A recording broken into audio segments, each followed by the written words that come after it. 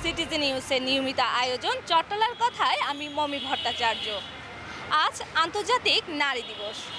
সন্তান জন্মের পর বেশিরভাগ সময় বেড়ে ওঠে তার মায়ের হাত ধরে, কিন্তু আমাদের এই ব্যস্ততর জীবনে কখনো বলা হয়ে ওঠে না, মা আমি তোমায় ভালোবাসি। আজ এই নারী দিবসে মাকে একটু বলাই যায়, মা আমি তোমায় ভালোবাসি। আমি তোমাকে ভালোবাসি।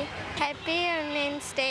মেয়ের জন্য তো সব কিছু। এখন এমন পরিস্থিতি আসছে যে মানে ওর জন্য আমি দৌড়তেছি, কিন্তু একটা সময় আমাদের মারা আমাদের নিয়ে কিচ্ছু করতে পারে নাই। আমরা গ্রামে বড় হয়েছি, কিন্তু এখন যে আমার মেয়ে যে সুবিধা পাচ্ছে আমি হয়তো ওই সুবিধাটা পাই নাই।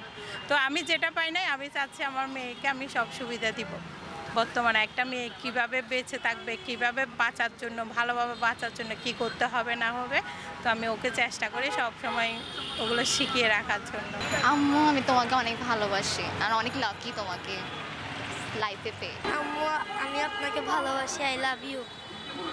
আম্মু আপনাকে আমি অনেক ভালোবাসি। I love you. ইমোশনাল হয়ে যাই, তখন কি আম্মুকে বলি যে আম্মু আমি তো ওকে আসলে অনেক ভালোবাসি, জড়াই ধরে এবার কান্না করে ফেলি। আজকে নারী দিবস জানো? জানি তো, আর যখন নারী আনলে তো নারী দিবসের 14 দিন নেই। তোমাকে কখনো ওইভাবে বলা হয় না আম্মু, তবে আমি তোমাকে খুব বেশি ভালোবাসি। Happy women's day. মা আমি তোমাকে অনেক ভালোবাসি।